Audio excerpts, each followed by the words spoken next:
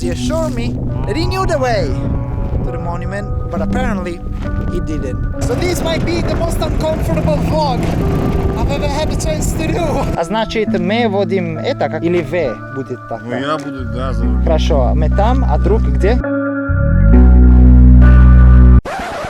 I guess you might be wondering what on earth I'm doing on a sidecar motorcycle in what seems to be the flattest desert of Kazakhstan. In order to answer that question, we need to go 12 months back in time, when I left to the legendary Central Asian country of Kazakhstan in order to complete a mission that was related to the space race. Back then, I had traveled to some coordinates in the middle of the most remote desert of the country, looking for a monument that had been erected in tribute to the crew of the Soyuz 11 space mission. The 3 members of the crew had lost their lives upon landing back to Earth due to a valve malfunctioning, and my first attempt in paying tribute to them at the landing site had also been unsuccessful due to our car breaking down in the middle of the steppe. In our previous video, I showed you the first part of the story of my second attempt, 12 months after my first failed one. I had traveled to the semi-abandoned town of Karajal, the closest decently sized town to the monument to Soyuz 11, and after spending the night at the only hotel in town, I was ready to continue our cosmic adventure.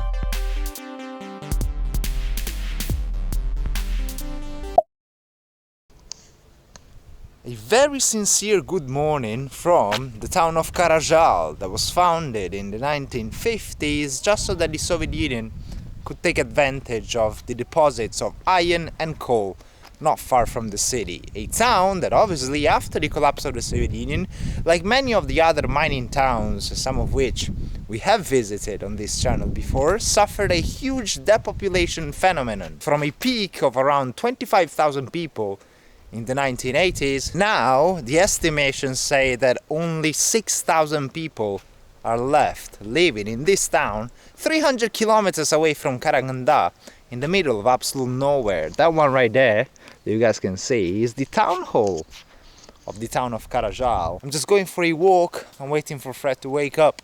In a couple of hours, we'll start heading towards Shalinsky.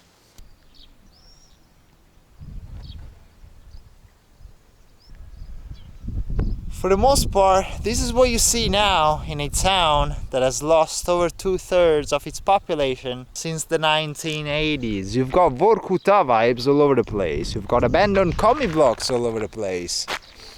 This city was once bustling with life at the times of the Soviet Union, at the times of the catastrophe of the Soyuz 11 cosmonauts, but now, look, the majority of the buildings in this neighborhood are completely abandoned. There's a lone babushka that is walking the streets of Karajal. She's the first human being that I see today, which is quite nice. And here you can see they used to have the Chliebo Piekar. Dobre utro.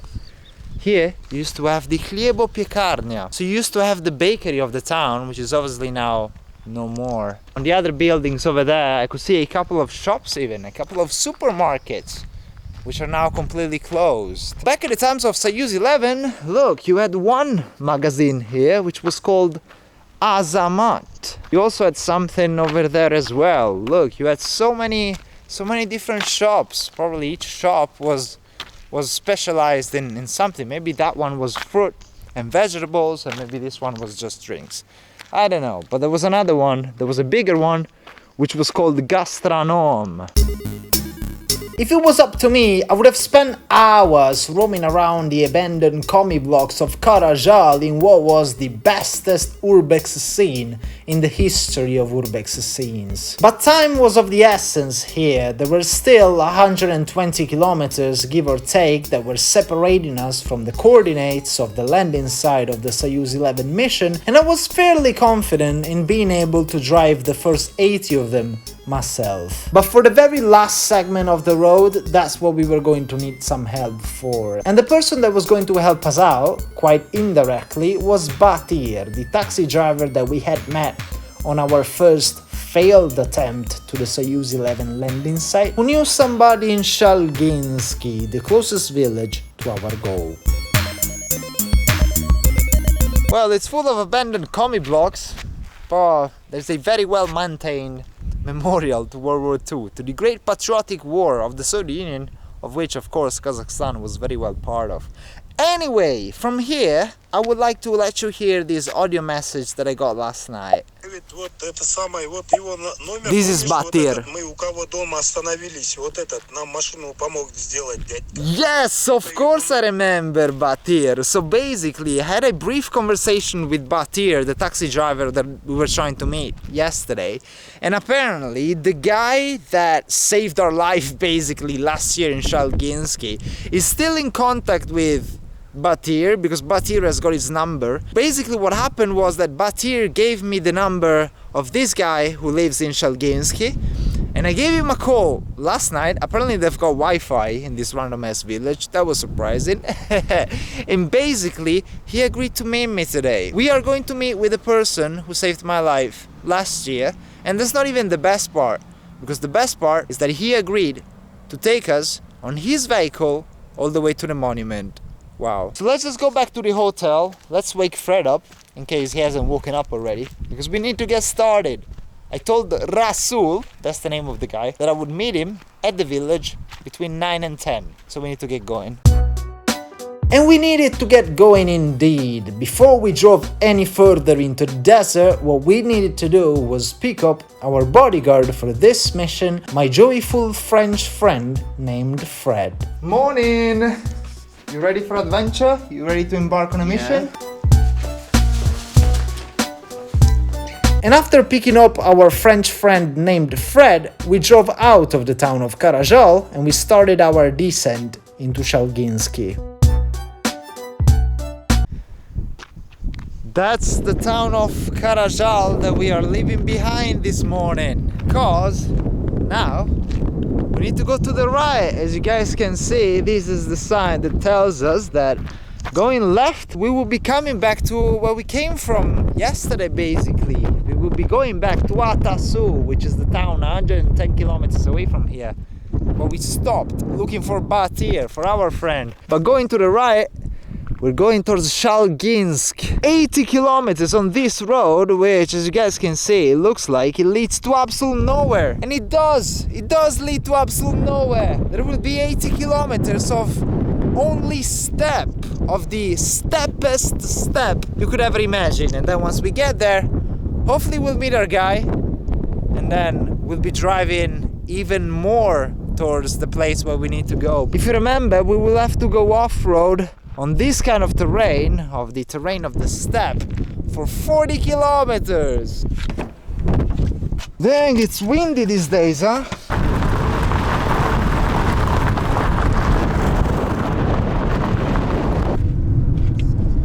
And off we go on the infinite road to Shalinsky through the steppe of Kazakhstan. How many times did I say steppe in this video? Oh my god, I'm going to break the world record for saying steppe in a single YouTube video, if there is such thing. It's gonna be a long way, 80 kilometers on what is probably the worst road that we could ever travel on. So it's gonna take us at least a couple of hours. And we're now having breakfast with some Italian grissini. Do we still have the package? What are these things called? There you go, man. Roberto grissini salati that I bought yesterday in Karaganda. It's nice. Let's have breakfast, let's play some music, let's play some Eminem. What do you like? You like Eminem?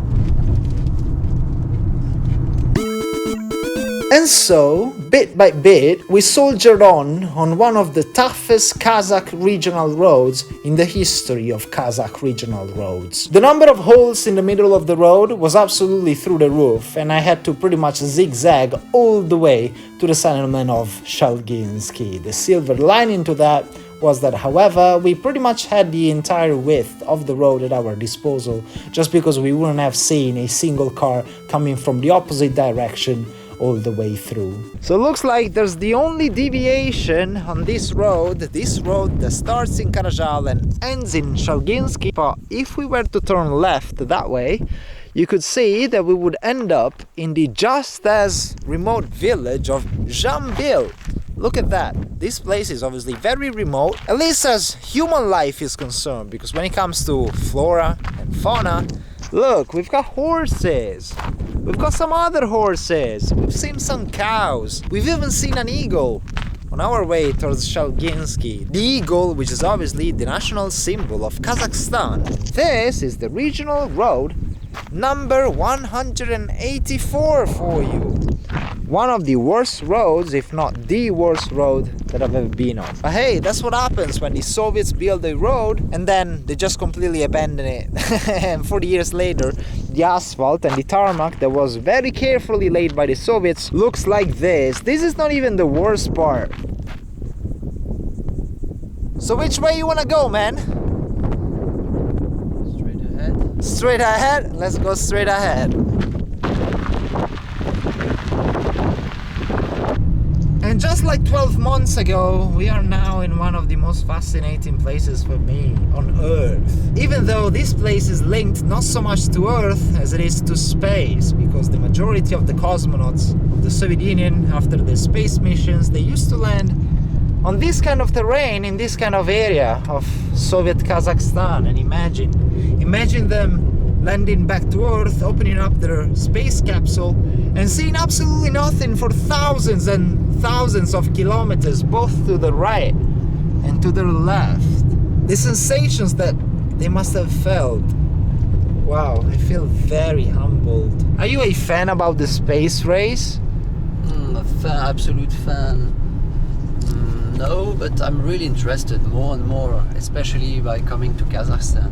Kazakhstan is the place to be for a fan of space exploration. Kilometer number 72! We've got approximately 10 kilometers to go and we'll be in Shalinsky. It's freaking 10 o'clock. We've been traveling for 2 hours on this damn road. Oh my god, but we're almost there, hopefully. And we'll be able to meet the guy. Hopefully. And now, if you remember, 12 months ago, we've concluded our video of our first attempt right here in front of Gagarin to pay homage to all the cosmonauts of the Soviet Union. Well, truth be told, we were actually on the other side. It was sunset back then, meaning that the sun was on the other side. And now we're here because it's morning, it's 10 a.m. And once again, just like last year, Gagarin is showing us the way towards the monument, which is that way. You can see the arrow pointing to the middle of the absolute nowhere, to the middle of the desert of the Karaganda Oblast.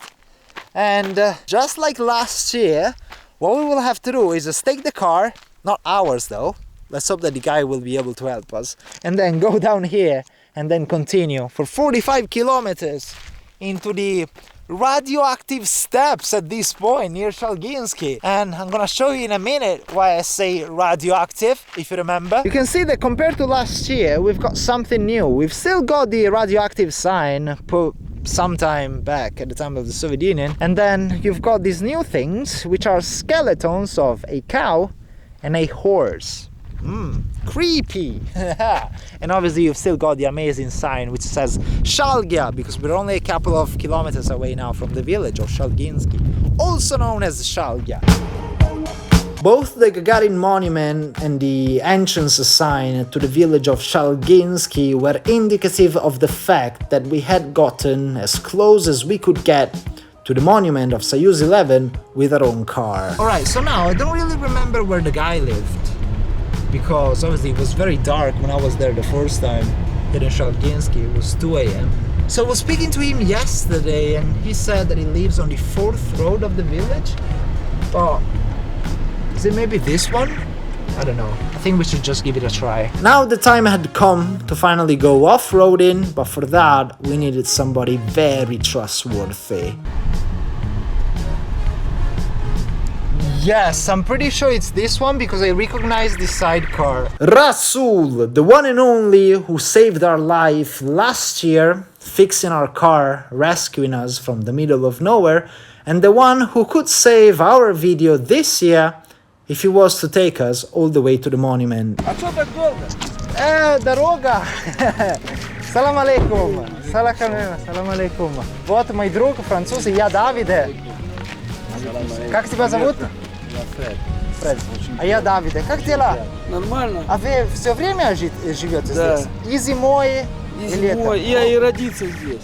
Да ладно, когда было больше людей, наверное, здесь, да? да. One of the 15 remaining natives of the village of Shalinsky, a village from where school pupils back in the day used to travel every year to the coordinates of the Soyuz 11 landing site to celebrate the Day of Cosmos, which is a holiday very popular in the former Soviet Union to commemorate the anniversary of Gagarin's first flight into space. And I was really looking forward to hearing what my man Rasul had planned for us in order to cross the desertic lands that he was native of. Вот поедем на этом.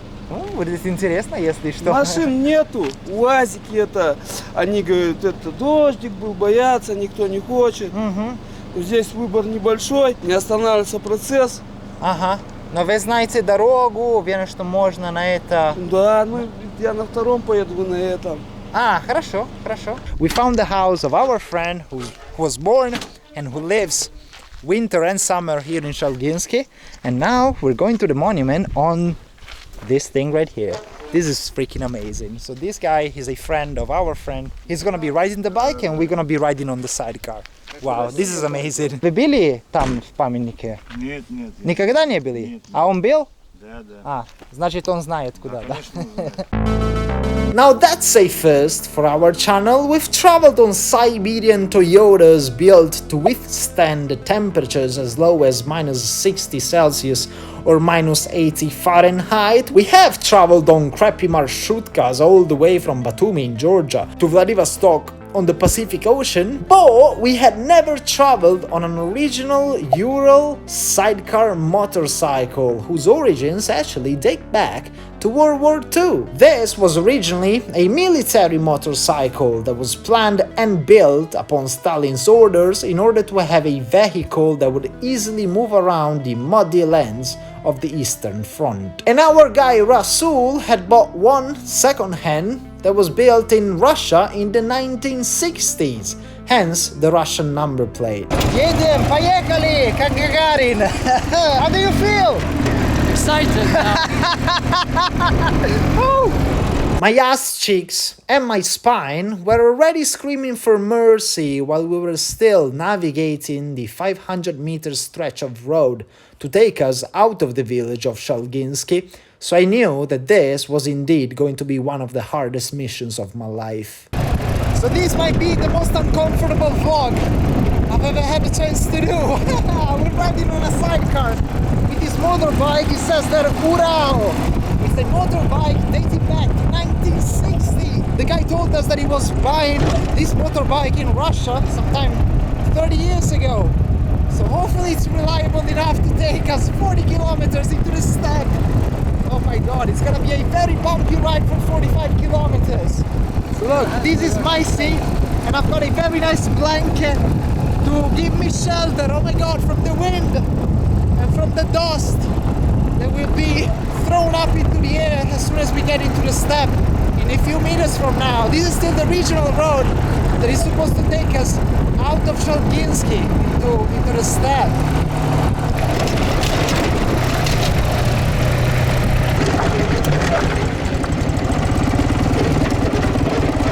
There's an eagle! There's an eagle! National symbol of Kazakhstan in the middle of absolute nowhere! In the meanwhile, we have just now got into the steppe road. If you can call it like that. Look at this! Oh my god! We're just going into the middle of absolute nowhere. There's barely a path that we can follow. Oh my god! I'm getting attacked by insects. But anyway, yeah, we have just started our descent into the steppe. 45 kilometers on this terrain. Oh my god, I wouldn't wish this on my worst enemy, but I have to say, it's quite exciting.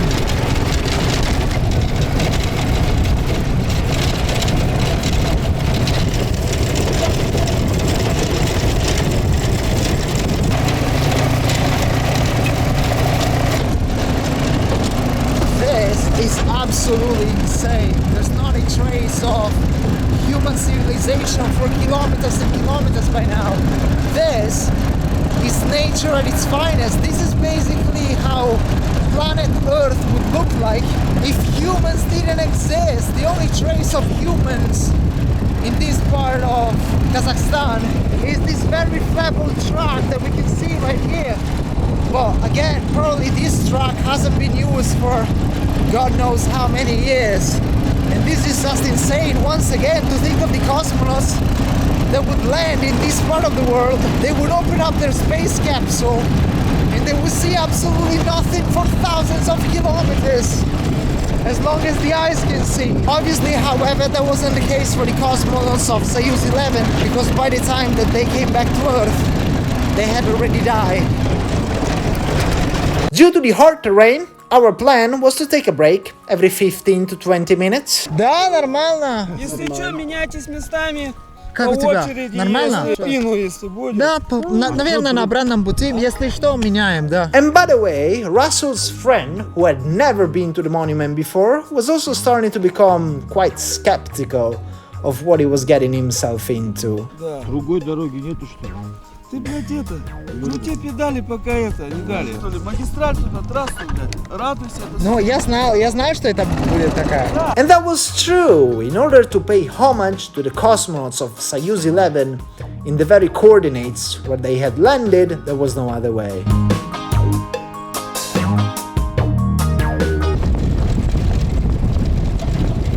How's it going? Getting tired. You're getting tired? Yeah. I think we've still got a long way. Sorry to be the bearer of bad news. Now the pain is getting freaking real. Oh my god, all the bumps are giving me really a hard time. Oh my god, my back is really hurting. My stomach is hurting as well. And my ribs too. I think I'm getting fractured ribs.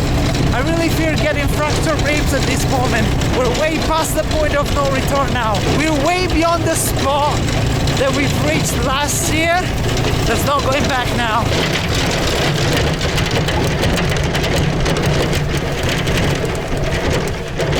Перерыв? Блин! О, боже мой. Oh, blin. According to Rasul, we're only 7 kilometers away now from the monument. We're very close, but I just really needed a break. Oh my god, look, we're in the middle of... This is by far the most remote place I've ever been to. And I've been in the middle of freaking Siberia. А что у вас? Это вода или бензин? Вода? Это вода. Вода, хорошо. Ну, у нас есть своя тоже. Нет, это магазинная вода, это мертвая вода. Почему? Это переработанная вода, это чистая вода. А, вы пьете из реки? Колодца. Оцени. Ну нет стакана, пей, не бойся. Ну-ка. Как? Ну, вкуснее, да? Вкуснее, надо попробовать. Social anxiety is not feeling comfortable declining some pure water taken straight from a river that was flowing through a territory where we had just seen a sign warning of radiation not long before, which, by the way, was likely due to the abandoned uranium mines of the area. Когда последний раз вы поехали в памятник? Да. Ну, 25 лет. 25 лет вы поехали туда в прошлый раз. As soon as I heard Rasul saying that the last time that he had been to the monument was 25 years ago, my heart jumped a little. And all of a sudden, I didn't feel that confident in our mission anymore. However, our guy, Rasul, didn't seem too phased. Но вы еще помните дорогу? Да, что его помнить? Вот видишь, отвесная скала. Вот это, видишь, та скала, к которой мы заезжали. Вот шахта 20 километров. О, шахта. Уранова шахта. О, Он находился вот здесь, рядом. Я, заехал, как-то один-два раза, лет, может, 7 назад проезжал. He said that there's only around 10 kilometers left. What does your GPS show? More like 15. 15 kilometers? Oh my god, we're barely halfway. By the way, it was very interesting to hear about how Rasul, for orientation, doesn't rely on roads, but what he does use is the nature around. So he was looking at a small hill over there. There was a shakta, there was a uranium mine that he uses for directions not far from here, and that's how he knows that we just need to go straight 10 kilometers until the monument. With our best efforts, we traveled further and further into the desert, but we didn't really seem to get any closer to anything resembling a monument. And the worst part was that, at least for me, the landscape would look absolutely identical no matter what direction I was looking at. Понимаешь, он мне особо не интересен, я на него не хожу. Но я знаю, что он здесь есть. Я вот смотри, как ориентируюсь. Вот даже еле видно, видишь Мазара? Вот это отвесная угол. Вот смотри, отсюда видно, вон там деревья есть, стрижка. И вот эти горы Шальгинские. Это Мангиат, да, Мангула. Это, значит, вообще не потеряемся, потому что Шальгинский всегда туда. Еще 7 километров. Нет, 7 километров? Да, here it says 7 between. There's something over there in the distance, but I think it might be a house or a tree or something. At this point, I'm not even that sure that we are going in the right direction. We've been traveling for 3 hours, and I think we might need to give up soon. I can't freaking believe it. Why does it need to be so freaking difficult to get this stupid monument in the middle of nowhere that even locals don't know how to get to?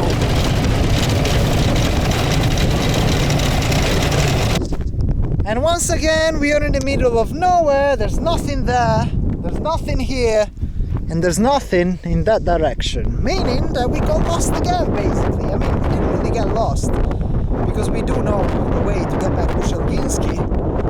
But we have no idea where our beloved monument is. And I'm a bit disappointed with Rasul, because he assured me that he knew the way to the monument, but apparently he didn't. And it's very frustrating. Psych! I'm just joking! Look at this! 12 months after our first attempt, in which we had nearly put an end to our lives, I had made it. Whoa! I almost felt like Gagarin when he came back from his mission into space, landing somewhere in Saratov Oblast. And now, the time had come to pay tribute to the crew of Soyuz 11. Patsayev, Viktor Ivanovich, Valkov, Vladislav Nikolaevich, Dobrovolsky Georgy Timofeyevich. These are the names of the 3 cosmonauts of Soyuz 11 who lost their lives here in this very place that we're walking on right now on the 30th of June 1971. In this very place, over 50 years ago, the cosmonauts of Soyuz 11 landed back to Earth, however, lifeless. And in their dedication, they built a monument here. A monument that was originally quite different from the one that we can see with our own eyes today. Because the original monument that was built in 1973 looked like this, and it was a bit bigger, it was a lot bigger.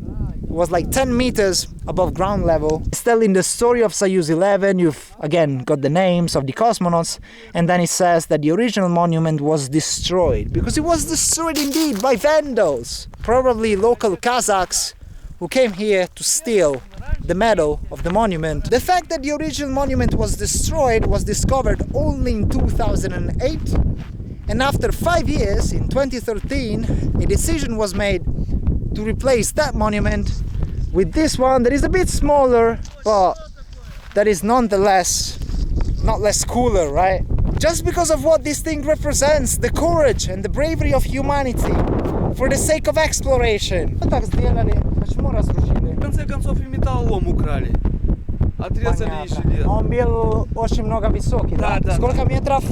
Блин, ну больше 10, это точно. Больше 10, блин. Да, я сегодня постараюсь, у нас есть старый дом, у меня уже умерла мама, он закрытый, стоит там, там должны валяться фотографии. О, интересно. Если будет от него фотографии, я покажу.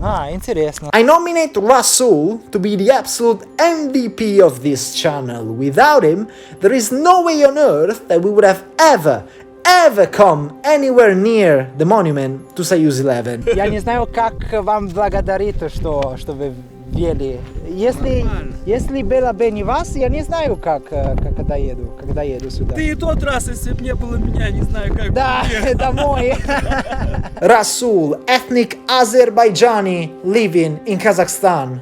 Take a bow. А ваши родители тоже в Шальгинске родились? Было бы интересно, помнили ли день аварии, если... Ну, конечно, он знал, отец. Отец здесь в то время, у него был хобби фото. Да. Он делал фото, отец мой.